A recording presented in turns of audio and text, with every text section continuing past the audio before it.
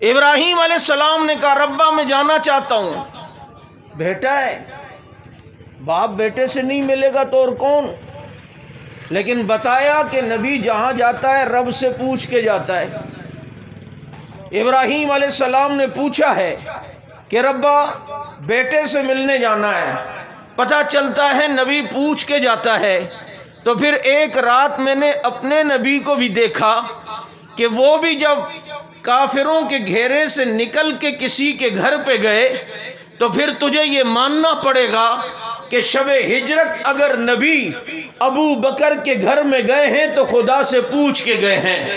اگر وہ نبی ابو بکر کے گھر میں عائشہ کے نکاح کے اور عائشہ کے لیے پیام لینے کے لیے گئے ہیں تو وہ پھر اللہ سے پوچھ کے گئے ہیں. پھر وہ نبی اگر ابو بکر کو ساتھ لے کر مدینہ منورہ تک سفر کرتے ہیں تو وہ پوچھ کے کر رہے ہیں. پتہ چلتا ہے کہ نبی رب سے پوچھ کے جاتا ہے. اگر نبی ہمیں آج ابو بکر کے دروازے پر شب ہجرت کھڑے ہوئے نظر آ رہا ہے تو ماننا پڑے گا کہ نبی صدیق کے دروازے پہ گئے ہیں، خود نہیں گئے ہیں، رب کے کہنے پر گئے ہیں. رب کے ابراہیم علیہ السلام نے کہا اللہ بیٹے سے ملنے جانا ہے. کہا اتنی دیر تک جانا ہے، اتنی دیر میں واپس آنا ہے. اور جب وہاں پہنچے بیٹے کے دروازے پہ دستک دی. اندر ان کی بیوی. کہا جی اسماعیل کا تو بکریاں چرانے گئے، شام کو آئیں گے، آپ بیٹھیں. کہا نہیں مجھے اتنی اجازت نہیں ہے، بتاؤ گزر اوقات کیسے ہوتا ہے. اس نے کہا بڑی تنگی ہے، بڑی غربت ہے، فاقے بھی آتے ہیں، اور یوں ناشکری کی باتیں کی. ابراہیم علیہ السلام نے فرمایا بیٹا ہے تو سلام کہنا اور کہنا کہ والد کہہ رہے تھے کہ گھر کی چوکھٹ بدل دو. آئے اسماعیل علیہ السلام، پتہ چلا جی صبح والد آئے تھے، اتنے پریشان ہوئے کہ مجھے پتہ ہوتا کہ آج والد نے آنا ہے تو میں بکریاں چرانے ہی نہ جاتا. کیا کہہ کے گئے؟ کہا یہ کہہ کے گئے چوکھٹ بدل دو. کہا کہ میرا والد اس طرف اشارہ دے کے گیا ہے کہ ناشکری عورت پیغمبر کی بیوی بن کے رہے، ایسا نہیں ہو سکتا.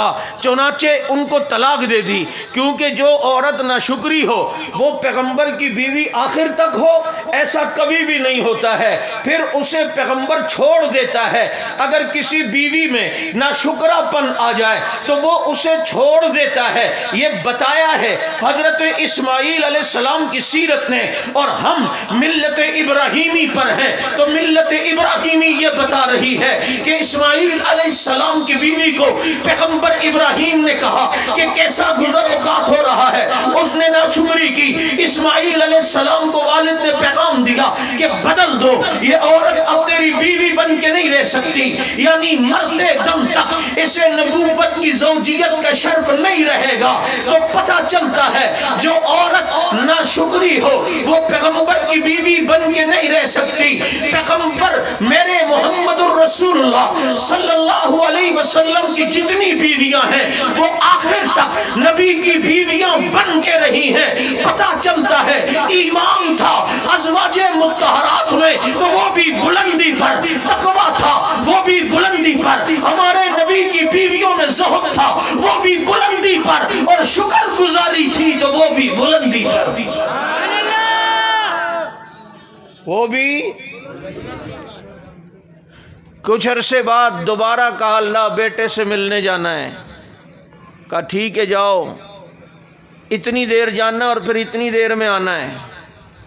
گئے دروازے پہ دستک دی. دوسری شادی کر چکے تھے اسماعیل علیہ السلام. بہو نے استقبال کی، ابا جان آئے، بیٹھے آ جائیں گے. کہا نہیں اجازت نہیں ہے اتنی دیر بیٹھنے کی. بیٹے کے ساتھ بھی اتنی دیر رہنے کی اجازت ہے، بس واپس آنا ہے. صدیق تیری قسمت پہ قربان جاؤں، تیرے ساتھ تو قیامت کی صبح تک ہے. یہ آپ کے شاید لگتا ہے کوئی بندہ اتنا مخلص بیٹھا ہوا ہے کہ یہ باتیں میں نے کبھی زندگی میں نہیں کی جو آج اللہ ذہن میں ڈال رہا ہے. پتہ نہیں اب کس کی برکات ہے. اور میں ساتھ ساتھ میں سوچ بھی رہا ہوں یہ باتیں آ کہاں سے رہی ہیں، اور میرے جمعے کی خود ہی تیاری ہو رہی ہے. اتنی دیر اجازت پھر آ جانا ہے۔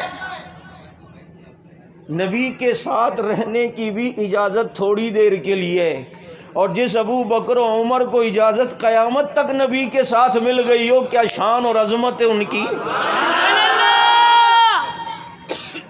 تم کہتے ہو کہ جناب ابو بکر ایسا، عمر ایسا، نعوذ باللہ، آج ان پر بھونکتے ہیں بعض بھونکنے والے، اور ظالموں اگر ان سے حیا نہیں کرتے جن کے ساتھ وہ سو رہے ہیں، ان سے تو حیا کر لو۔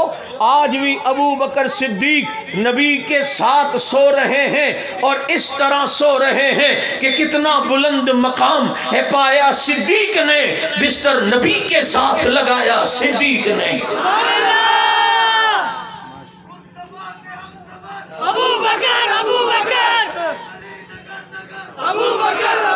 بہو نے کہا ابا جان بیٹھے شام کو آئیں گے، کہا نہیں بس اتنی اجازت ہے، جانا ہے۔ گھر کا گزر اوقات کیسا چل رہا ہے؟ بیوی نے کہا زبردست، ماشاءاللہ، بڑا اللہ کا کرم ہے، بڑا شکر ہے، اس سے بڑی شکر گزاری اور کیا ہوگی، میں ایک نبی کی بیوی ہوں۔ کہا بیٹا ہے سلام کہنا، بتانا والد آئے تھے اور کہہ کے گئے ہیں کہ گھر کی چوکھٹ کو مضبوط رکھے۔ اب جناب جب آئے اسماعیل علیہ السلام نے فرمایا کچھ کہا والد نے؟ کہا یہ کہہ کے گئے۔ کہا کہ مطلب یہ کہ اس بیوی کو ہمیشہ اپنے ساتھ رکھنا ہے، یہ شکر گزار عورت بیوی ہے۔ اب تمہیں پتہ ہے اس عورت کو شکر کرنے پہ اللہ نے کیا دیا؟ ایک تو یہ دیا کہ قیامت کے دن جب یہ عورت اٹھے گی تو ایک نبی کی بیوی بن کے اٹھے گی، اور اسی عورت کی اولاد آگے چلی ہے، اور اسی عورت کی اولاد میں اللہ نے محمد الرسول اللہ کو پیدا کیا ہے صلی اللہ علیہ وسلم۔